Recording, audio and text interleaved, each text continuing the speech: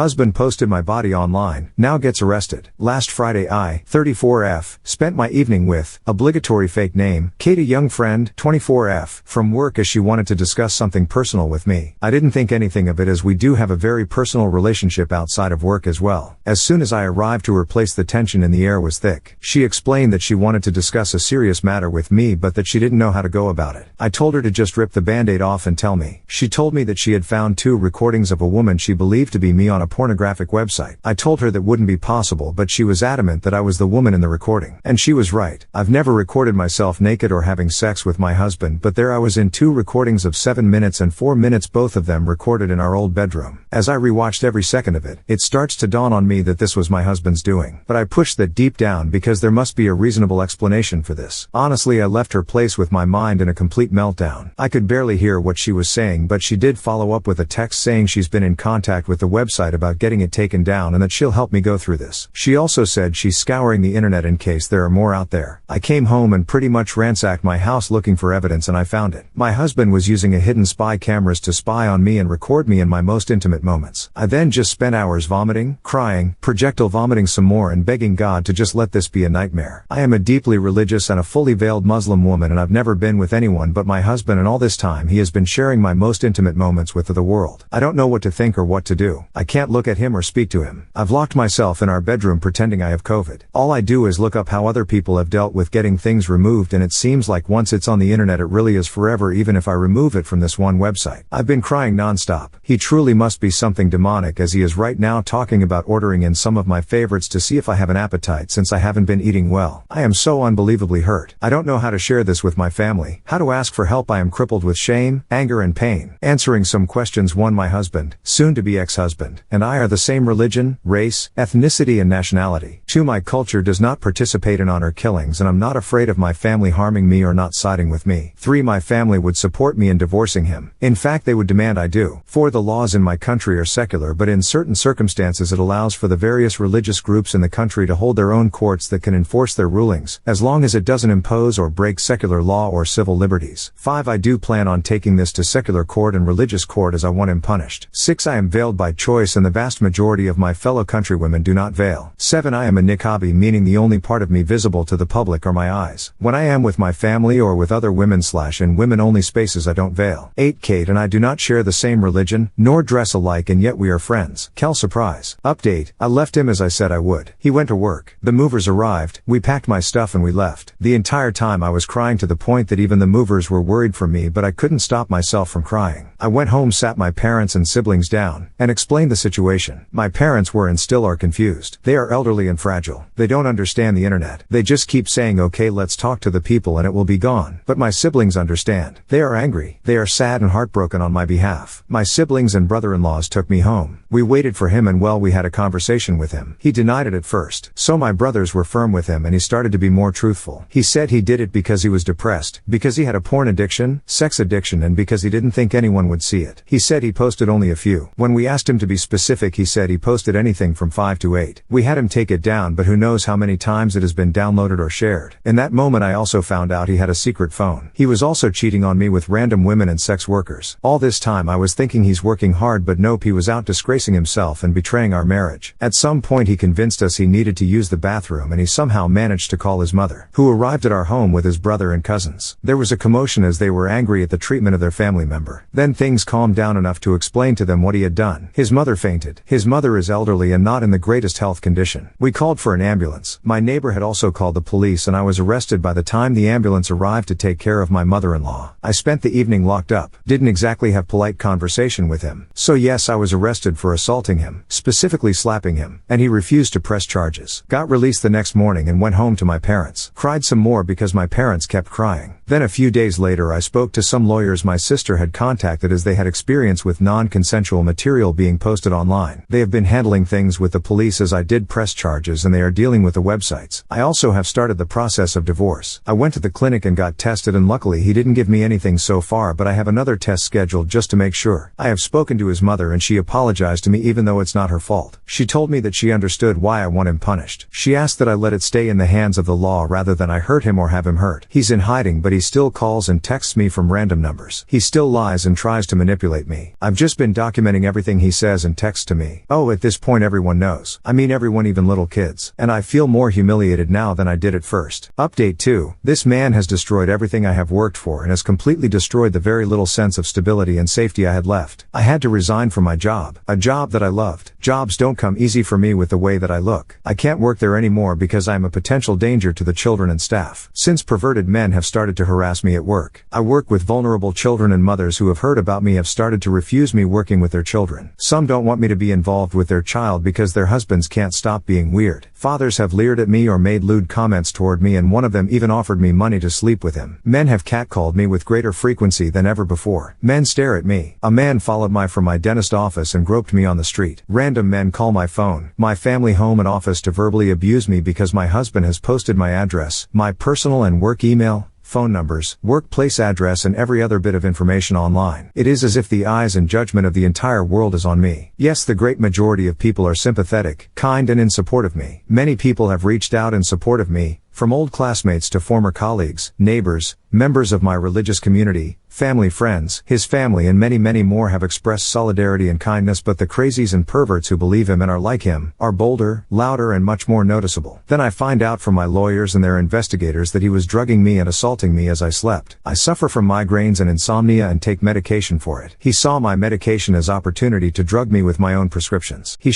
was actually bragging, on a forum where other perverts congregate, how he was so clever for drugging me with my own medication, and they were encouraging him to do more things to me. Soon-to-be ex-husband has also decided to spread rumors that I was aware of the cameras and pressured him into posting online, and there are people who believe him. He also changed his mind about not pressing charges. I went to court. The judge and prosecutors were sympathetic and dismissed the case. It was a combination of my lawyers explaining the circumstances that led to me slapping him and his subsequent actions, threatening me, attacking me, doxing me and blackmailing me by saying he didn't care about the slap and that he would drop everything if I forgave him. My lawyers used his own words against him since he wrote it in text, and on a recorded call he admitted to me not having slapped him that hard and that he only pressed charges to cause me harm. But his crimes against me are still being investigated by the prosecutors. Uploaded this before, but it was deleted for some reason. Update 3. I wish I could say I was feeling better or doing better, but I feel awful and I am still struggling with everything. It is still his life's mission to be as cruel as he can be and to stand in the way of every step I make. He is still refusing to work with my divorce lawyer. He continues to be difficult every step of the way and has run off his own lawyers. He is now on his third lawyer and we are again starting from scratch in the divorce negotiations. He has been granted an extension by the courts due to his last lawyer just dropping him a few days before our hearing. As for posting non-consensual material, a trial date was scheduled and he recently asked for an extension, and he'll probably be granted it as his criminal lawyer dropped him too. So in last month he has been dropped by his divorce lawyer and his criminal lawyer. The man is on a roll. When it rains it sure pours. My father passed a little over a month ago and my mother is now in hospice care as she is soon to go back to God. I'm sad but not shocked about this, as I've had a long time to prepare for it. My father had been battling cancer for almost 3 years and so was as prepared as a person can be, and my mother's health had been declining significantly for years due to her dementia. Soon-to-be ex-husband decided it was a great idea to corner me at the venue we held the after-funeral meal at. He decided to wait for me to be alone. He approached me as I was cleaning up the venue. I was on my own and at that time I was kind of exhausted and could not muster up the rage to chase him off as I had done many times before. So I just let him talk. He seemed almost decent as he was giving his million excuses on why things were the way they were. He cried about how awful he feels for hurting me. Then he started telling me about how he always felt I was better than him in everything as I made more money, was better educated, had been better traveled than him, and that he felt jealous of my confidence, and how in the beginning these were things that he was most attracted to, but as our relationship and marriage progressed these were the things he started to dislike about me. He also said that he was angry that I refused to consider being a stay-at-home wife and mother, even though he knew from the beginning that I wasn't the stay-at-home/homemaker type. He said that he tried to be a good husband, but that my refusal to bend or let him have the last say in things was the catalyst for his anger and need to humiliate me. He talked about how he had always had an addiction issues, but he thought that if he was married he would be cured of his depression, his porn and sex addiction, and he felt like if I ever found out I would have never married him and or would divorce him, and that angered him and pushed him to want to punish me for thinking I was better than him. He was jealous and angry about so many things. But when I said to him, "So you hurt me because you felt jealous and inadequate in comparison," he lost his mind and started to shout and say that he knew I would react that way. I decided to refrain from commenting further and just let him spill his guts uninterrupted. For 3 3 hours he made excuse after excuse for why he did what he did. But it all comes down to him feeling inferior to me, him being jealous and angry that I dared have a mind and life of my own. He said right before our wedding he joined a men's group online that were helping him deal with his porn and sex addiction, and one tip given was to make your own porn and watch that instead, but he knew I'd never agree to it, so it was my fault. He needed to spy on me and that he never intend to share it with others, but one day I had angered him so much and as payback he posted it and he felt good. And so every time I emasculated him by having my own mind or upset him in some way or another, he would post more. Eventually he gained a following and had so many men asking him to post more, he started to like the fact that other men looked up to him for his sexual prowess, and at the same time his sex addiction started to come back and he fell back into his habit of picking up women, and when he couldn't get it for free, he'd hire a sex worker. Then I guess it spiraled out of control for him. The more he spent on his addictions, the more lies he told, the more he felt like a failure for me covering our expenses, the more he resented me, and he got stuck in a cycle of self-destruction, which in turn only fueled his anger with me. He also says he joined a support group for addicts and started going to an addiction rehabilitation clinic as an outpatient to deal with his issues, and that I should give him credit for that. He feels that I should be proud of him for doing that and that I should take him back since he's putting in so much work. He also feels I should appreciate him not stalking me since my dad died, and he is sincere in feelings this way. He genuinely doesn't understand why I'm not seeing how hard he's been trying the past few months. In his deluded mind he thinks that his honesty in our conversation should count for something and that I am just being a heartless bitch for having been stoic and unmoved by his tears in a show of vulnerability. Even though he gave a great performance of being human during our conversation, I remained unmoved by it because there was nothing to be moved about. I just continued to pack things up from the venue and got in my car and went home. I'm still not working. I still have crazy men calling my phone at all hours of the day, and I still feel humiliated and embarrassed. The only good thing that has happened is that several of the sites have taken down the recordings and banned him from using their platforms. Final update. Finally I have some good news. So a while back I was granted a restraining/protective order, and my now officially ex-husband did continue to stalk and harass me. After the umpteenth time of calling the police and going to court, he was finally imprisoned, and he has been in prison for a little over a month. I was also granted my divorce. I initially wanted a quick divorce and wanted to just give him everything he asked for, but he kept finding ways to delay or asking for more and more, and I just snapped. So I told my lawyers to do their worst, and they did. My lawyers hated him and I got everything I wanted and way more. Not to gloat, but it was really satisfying seeing him cry. This has been the most peaceful month I've had in a long time. This entire time has been such a trying time, and it has affected my mental and physical health. I've lost 12 kilograms and I've lost a ton of hair due to the stress he was causing me. But I can honestly say that him wailing in court was the chicken soup my soul needed. I've moved from my city and now live on the other side of the country, and I've gotten myself a decent enough job. I am slowly mending my confidence. I am in therapy and I can't say it's working right now, but I know if I stick with it, it will. The non-consensual material he posted has been removed from the more reputable websites he posted on, and my lawyers were able to get me monetarily compensated as these companies didn't want to go to court over it. I mean, money doesn't really change things that much, and I am still hurt, but it's something. I'm also not so delusional as to think that it isn't still out there in some way or another, and I know there really isn't much I could ever do about that, so I'm just trying to make peace with it. Ex-husband will be serving time in prison for what he did. My lawyers are working with the courts, and that should be sorted soon enough. I think the reality of the consequences are becoming very clear to him, as I have heard through the grapevine that he attempted to commit suicide and is now in protective custody until his trial date. He is facing up to 30 years in corporal punishment, and I absolutely look forward to it.